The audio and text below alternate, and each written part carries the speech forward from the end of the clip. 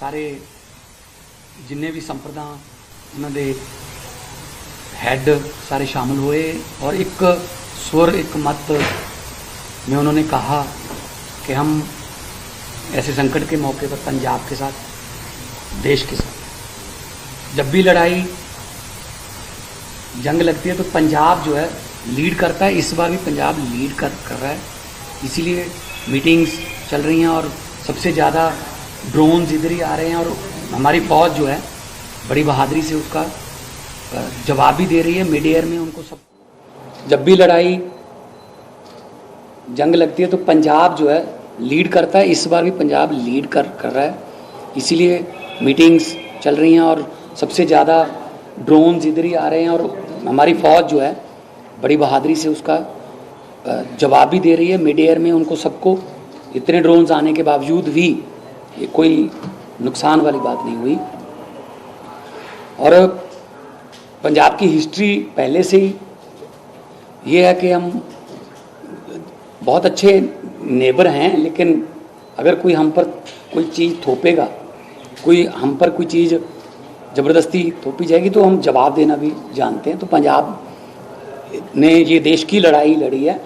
हालांकि आपके पास खबर आ गई होगी, ड्यूरिंग मीटिंग ही एक सुखद खबर भी आ गई थी कि सीज़ फायर की, तो लेकिन हम इसको ये नहीं है कि परमानेंट, तो हमारी तैयारियां जहाँ हमारा बॉर्डर पर जो हमारी स्ट्रेंथन करना मिलिट्री को, चाहे वो सेकंड लाइन डिफेंस में पंजाब पुलिस हो, फर्स्ट में आर्मी हो, हम वो जारी रखेंगे। एंटी ड्रोन सिस्टम भी आपको बताना चाहते हैं कि सेंटर को कल हमने भेजा था, वो अप्रूव होके आ गया है उनकी तरफ से, तो एंटी ड्रोन सिस्टम भी लगेंगे।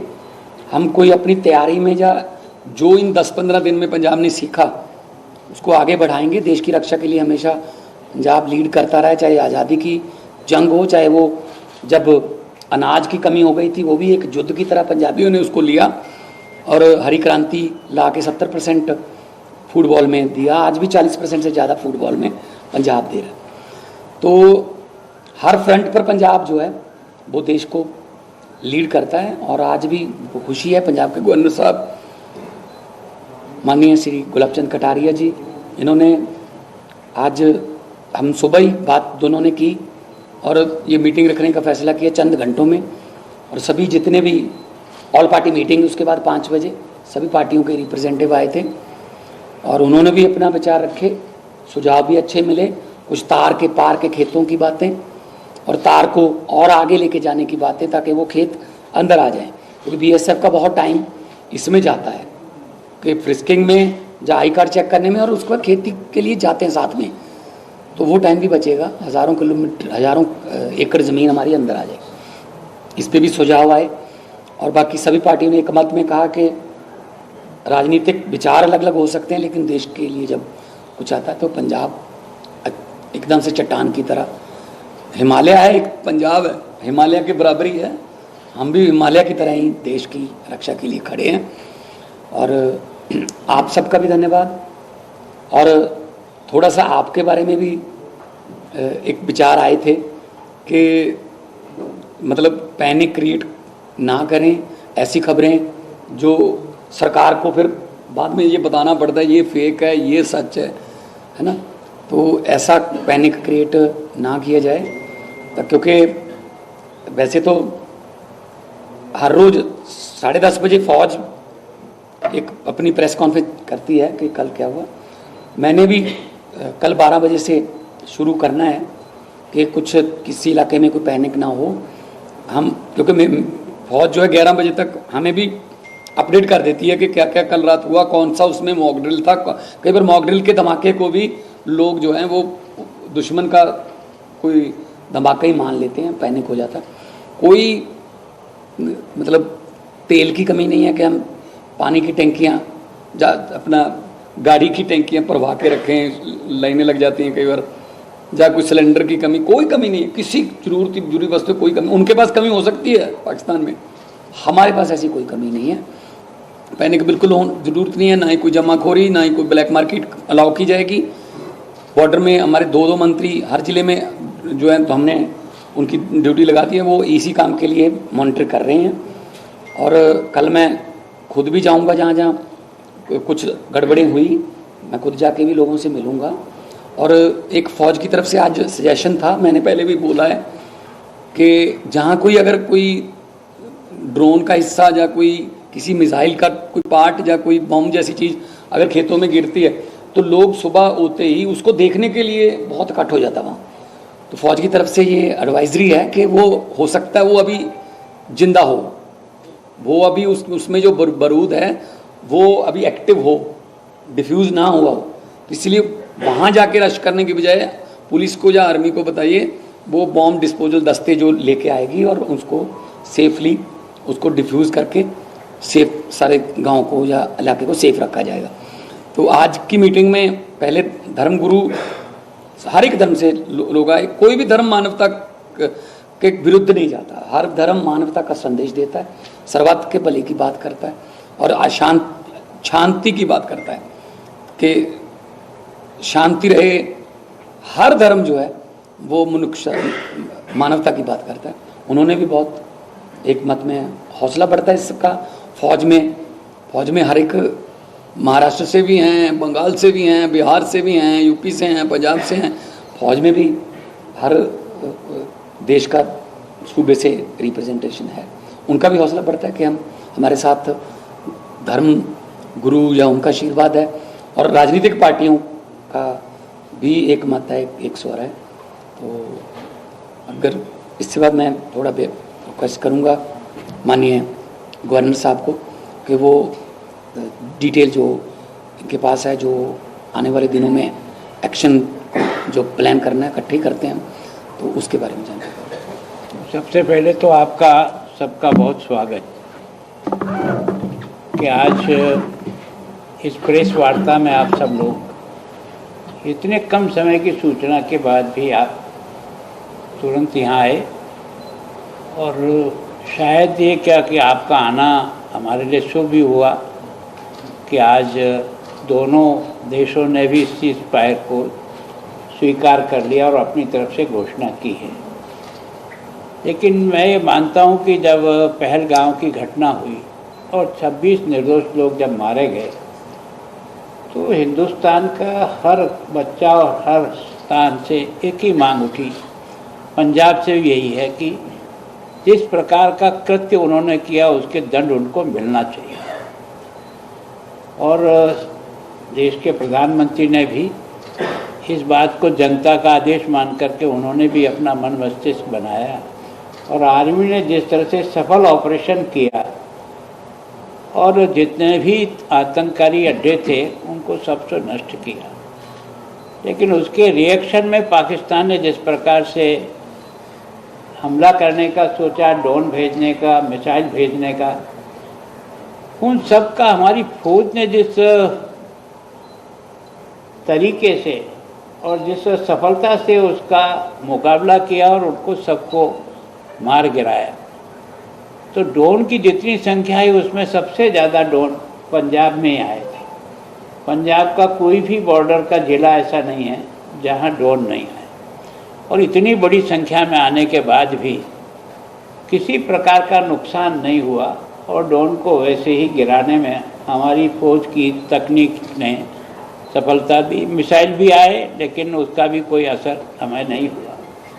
तो आपके माध्यम से सबसे ज़्यादा तो देश के उन बहादुर फौजियों को मैं अपनी ओर से बहुत बहुत उनका सलाम करता हूँ, उनको धन्यवाद देता हूँ कि आपकी बहादुरी और आपकी तत्परता ने देश को इस संकट के समय में भी जिस प्रकार से सुरक्षित रखा, उसके लिए आप सारी फौज के तीनों ही विंगों को मेरी ओर से बहुत बधाई।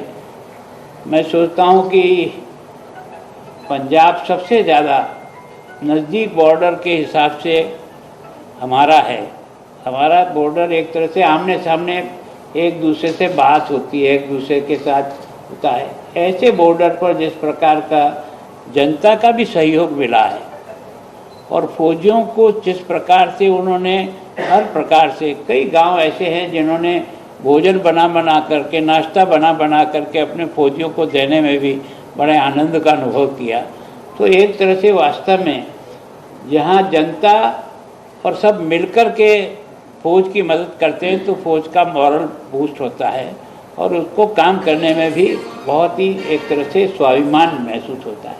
तो वास्तव में ये जो भी घटनाक्रम हुआ 7 तारीख से लेकर अब तक, जिस प्रकार से आपने और हमने सब देखा, और चंडीगढ़ भी उनके टारगेट पे था, बार बार उन्होंने ट्राई भी की, कुछ ड्रोन आए भी सही, लेकिन मैं सोचता हूँ कि इस दृष्टि से चंडीगढ़ को इतना ज़्यादा वो प्रभावित नहीं कर सके, लेकिन पठानकोट को बहुत ज़्यादा उन्होंने, अमृतसर को बहुत टारगेट किया, हमारे गुरदासपुर को भी, लेकिन हमारी फौज ने सही समय पर सही निर्णय लेकर के और जिस तरह से उनके अंदर घुस करके भी जितना उनको डैमेज करना था उसमें भी वो सफल हुई। ये ठीक है कि अब आज सीज फायर हुआ, लेकिन हमारे सबके मन में ये ज़रूर थी कि जिन्होंने पहलगाम के निर्दोष लोगों को मारा है उनको उचित दंड मिलना ही चाहिए, और वो उचित दंड मिला भी थी। लेकिन उसके बाद जो हरकत हुई उसका ठीक प्रकार से भारत की सेना ने मुकाबला करके उनको जवाब दिया।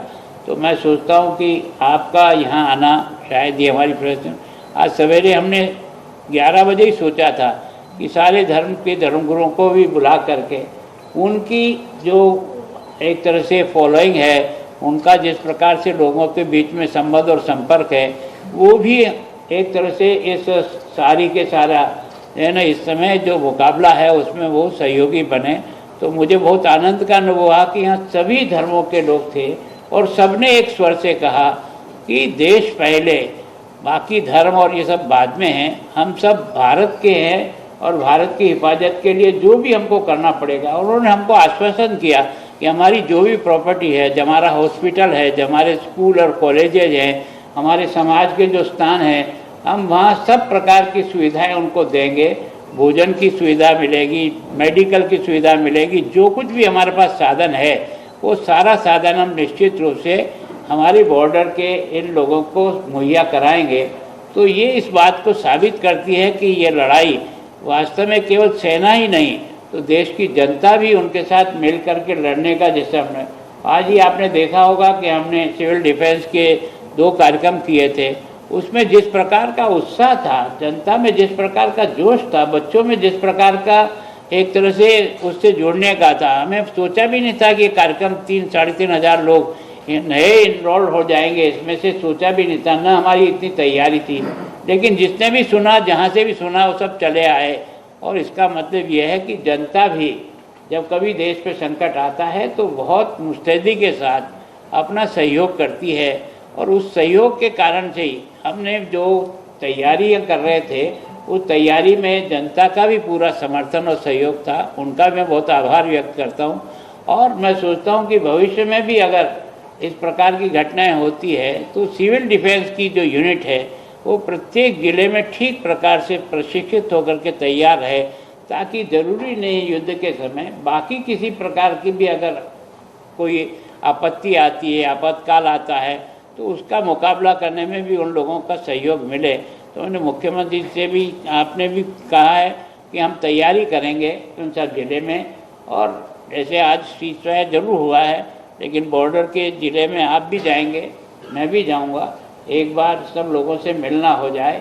केवल और केवल एक घर परिवार के ऊपर जो ड्रोन गिरा है उसमें कुछ 3 लोग इंजर्ड हुए हैं, जो तीनों को पूरा मेडिकल और सारा लुधियाना, हाँ, तो उसमें सारा उनको मिल रहा है। बाकी किसी प्रकार की अगर मान लो छोटी मोटी भी किसी को कोई क्षति हुई है तो हम निश्चित रूप से उसकी क्षतिपूर्ति करेंगे। और एक अच्छा सुझाव आया कि बॉर्डर का ये जो ज़िले है, इस ज़िले को कोई न कोई विशेष प्रकार का डेवलपमेंट का आधार मिलना चाहिए। पहले जो है ना बॉर्डर डेवलपमेंट फंड था, वो बीच में कुछ समय बंद है, अभी वापस उसको नए फॉर्म में बना करके वो तुरंत लागू हो रहा है, तो जिससे वहाँ का डेवलप। और मैंने एक सुझाव दिया था, अब कैसे कानून में आता नहीं, बॉर्डर के ज़िले को बच्चों को नौकरी में जो भी परसेंटेज तय हो सकता है वो कुछ 1-2% उनको देना चाहिए, ताकि बच्चों की रुचि है ना इस तरफ भी आए, तो ताकि उनका एक ध्यान कर जाए। और स्पोर्ट्स को डेवलप करने के लिए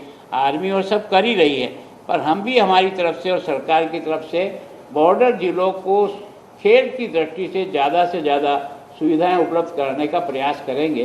तो मैं सोचता हूँ आप सबको इस बात का धन्यवाद ही है कि अभी जो दोनों तरफ से सीज फायर हुआ है, आगे की तो बातें जो कुछ भी आने वाली है उसको देखेंगे, लेकिन हमें हमारी तैयारी हर समय चाहिए, क्योंकि सामने वाले का जो है स्वभाव वो बार बार मार खाने के बाद भी वो किसी न किसी रूप में आ ही जाता है। तो मैं सोचता हूँ कि इस विशेष करके ड्रोन से जो हमारे यहाँ जो है नशीली वस्तुओं को गिराने का जो प्रक्रिया चल रही है, मैंने सरकार ने भी, यहाँ की पंजाब सरकार ने भी हमको 10 करोड़ रुपया इसके लिए दिया, ड्रोन ने, सरकार ने भी, केंद्र ने भी दिया है।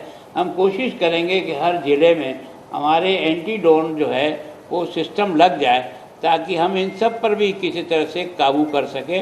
एक बार आप सबका मैं बहुत आभार और धन्यवाद, इतना कम समय में हमने सवेरे ये सारे कार्यक्रम किया। मैं सोचता हूँ कि जो हमारी विभिन्न धर्मों की जो बैठक हुई, कोई ऐसा नहीं था जो धर्म वहाँ प्रेजेंट नहीं था, और सबका जितना पॉजिटिव सोच था देश की इस सुरक्षा के बारे में, उसका उनका भी मुबारकबाद। और उसके बाद सब राजनीतिक पार्टियों का भी हमारी बात चल रही थी, उसी में ये मैसेज आया था। तो मैं सोचता हूँ राजनीतिक पार्टियों ने जो सुझाव दिया कि हमको जाकर के प्रधानमंत्री से मिलना चाहिए पंजाब के लिए कुछ विशेष पैकेज के, तो हम इसके बारे में तैयारी करके जब भी उनसे समय मिलेगा तो सब पार्टी जाकर के भी पंजाब की समस्या के बारे में जो भी सहयोग वो कर सकेंगे उनका आग्रह करेंगे।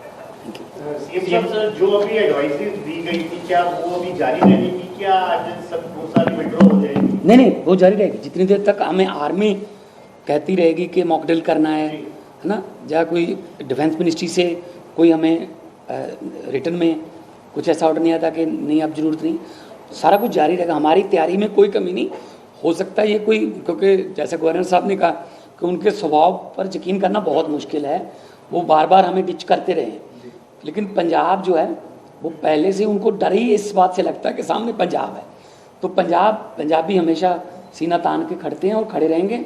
हमारी हर वक्त सिविल डिफेंस भी की, पुलिस भी हमारी सेकंड लाइन ऑफ डिफेंस पे है, बीएसएफ और आर्मी के साथ हम वो सहयोग कर रहे हैं। जो भी उनको चाहिए होता है, स्कूल या कॉलेज की बिल्डिंग या कुछ उन्होंने एम्बुलेंस चाहिए, हम प्रोवाइड करो।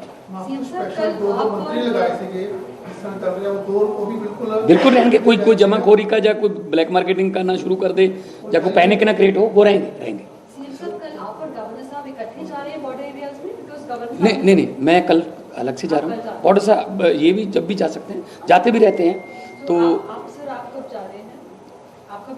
मैं बनूंगा आज बात करने के बाद, मैं जो है ना आने वाले दिनों में एरिया में जा सकता हूँ। कितना पहले जो हमें करीब 1000 करोड़ के करीब मिलता था बॉर्डर एरिया डेवलपमेंट फंड, तो अभी इतना ही मिलेगा और उसका यूज हम क्या करेंगे? उसको रिव्यू कर रही है गवर्नमेंट, और हम तो ज़्यादा से ज़्यादा मांगेंगे। और जैसा कि कहा कि वहाँ के लड़कों को फौज में जाने का वैसे भी वो जुनून है, क्योंकि हर घर से लगभग उन्होंने जंगें देखी हुई हैं, उनको सब पता है, वो खुद भी जाना चाहते हैं। वैसे गुरदासपुर के जब बाई इलेक्शन थी तब मैं गाँव में जाता रहता था, लगभग हर घर से सबसे ज़्यादा फौज में, अगर भारतीय फौज में सिख रेजिमेंट में या तो भारतीय फौज में सबसे ज़्यादा गुरदासपुर डिस्ट्रिक्ट के लड़के हैं। और वहाँ पर क्योंकि उन्होंने बहुत जंगें देखी हुई हैं, तो उनका ब्लड में उनका रक्षा का जो जुनून है वो उनमें है। और उसमें भी अगर फौज में हम बात करेंगे डिफेंस मिनिस्टर साहब से, फौज में भी अगर बॉर्डर एरिया के नौजवानों के लिए स्पेशल कोई कोटा रखा जाए तो अच्छा है। गवर्नर साहब ने गल कही कि सारिया पार्टियां ने कहा कि पीएम साहब ने मुलाकात की जाए और पंजाब के मसले नहीं करते पैकेज, जो स्पेशल पैकेज, जैसे जम्मू कश्मीर को पैकेज मिलता है, हिमाचल को एक पैकेज मिलता है, पंजाब को। देखो लड़ाई तो हम देश की लड़ रहे हैं, लड़ाई तो ये देश की है, चाहे वो। ਤਾਂ ਪੰਜਾਬ ਦੇ ਮੁੱਖ ਮੰਤਰੀ ਭਗਵੰਤ ਮਾਨ ਮੀਡੀਆ ਦੇ ਮੁਖਾਤਿਬ ਹੋ ਰਹੇ ਸੀ। ਗਵਰਨਰ ਪੰਜਾਬ ਦੇ ਨਾਲ ਅੱਜ ਉਹਨਾਂ ਵੱਲੋਂ ਪਹਿਲਾਂ ਆਲ ਪਾਰਟੀ ਮੀਟਿੰਗ ਕੀਤੀ ਗਈ, ਫਿਰ ਉਸ ਤੋਂ ਬਾਅਦ ਸਾਰੇ ਧਰਮਾਂ ਦੇ ਜਿਹੜੇ ਨੁਮਾਇੰਦੇ ਸੀ ਉਹਨਾਂ ਦੇ ਨਾਲ ਮੀਟਿੰਗ ਕੀਤੀ ਗਈ। ਪਰ ਇਸ ਸਭ ਦੇ ਵਿਚਾਲੇ ਸੀਜ਼ ਫਾਇਰ ਦੀ ਖਬਰ ਆ ਗਈ ਤਾਂ ਉਹਨਾਂ ਨੇ ਕਿਹਾ ਕਿ ਠੀਕ ਹੈ, ਦੋਨਾਂ ਦੇਸ਼ਾਂ ਦੇ ਵਿੱਚ ਇਹ ਫੈਸਲਾ ਲਿਆ ਗਿਆ ਸੀਜ਼ ਫਾਇਰ ਦਾ, ਪਰ ਨਾਲ ਦੀ ਨਾਲ ਜ਼ਿਕਰ ਉਹਨਾਂ ਨੇ ਪੰਜਾਬ ਦਾ ਕੀਤਾ ਕਿ ਸਭ ਤੋਂ ਵੱਧ ਜਿਹੜਾ ਨੁਕਸਾਨ ਹੈ ਉਹ ਪੰਜਾਬ ਦਾ ਹੋਇਆ, ਔਰ ਇਸ ਕਰਕੇ ਜਿਹੜੇ ਬਾਰਡਰ ਏਰੀਆਜ਼ ਨੇ ਉਹਨਾਂ ਬਾਰਡਰ ਏਰੀਆਜ਼ ਨੂੰ ਕੋਈ ਵਿਸ਼ੇਸ਼ ਪੈਕੇਜ ਦਿੱਤਾ ਜਾਣਾ ਚਾਹੀਦਾ ਹੈ। ਉਹਨਾਂ ਕਿਹਾ ਕਿ ਸੰਤਾਪ ਸਭ ਤੋਂ ਵੱਧ ਪੰਜਾਬ ਨੇ ਭੋਗਿਆ ਹੈ। ਜਿੰਨੇ ਦਿਨ ਵੀ ਇਹ ਲੜਾਈ ਚੱਲੀ ਆ ਉਸ ਦੇ ਵਿੱਚ ਸਭ ਤੋਂ ਵੱਧ ਨੁਕਸਾਨ ਪੰਜਾਬ ਦਾ ਹੋਇਆ ਹੈ। ਇਸ ਕਰਕੇ ਉਹਨਾਂ ਨੂੰ ਕੋਈ ਸਪੈਸ਼ਲ ਟ੍ਰੀਟਮੈਂਟ ਜਿਹੜਾ ਹੈ ਉਹ ਪੰਜਾਬ ਦੇ ਸਰਹੱਦੀ ਜ਼ਿਲ੍ਹਿਆਂ ਨੂੰ ਦਿੱਤਾ ਜਾਣਾ ਚਾਹੀਦਾ ਹੈ। ਇਸ ਸਭ ਦੇ